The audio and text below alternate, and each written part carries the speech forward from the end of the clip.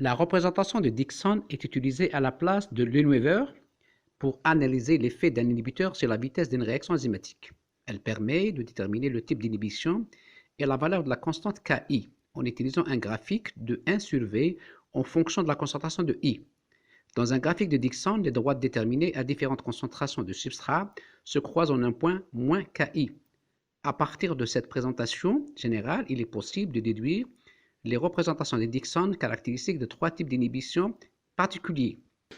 Dans le cas de l'inhibition compétitive, la représentation de Dickson 1 sur V en fonction de la concentration de l'inhibiteur I, les droites obtenues à différentes concentrations de substrat se coupent au-dessus de l'axe des abscisses où I est égal à moins Ki et d'ordonnée du point d'intersection est 1 sur V max.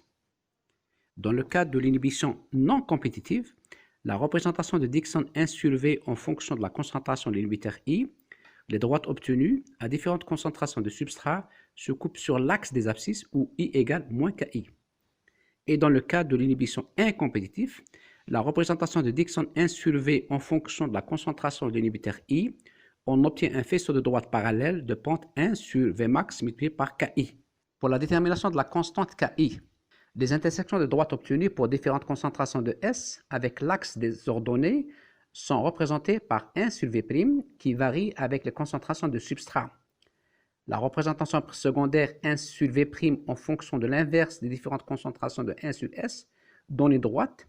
Elle s'extrapole sur l'axe des abscisses en un point moins 1 sur Km et l'intersection avec l'axe des ordonnées correspond à 1 sur V max. Pour déterminer Ki, à partir de la représentation primaire 1 sur V en fonction de I, on a la pente qui est égale à 1 sur V max multiplié par Ki.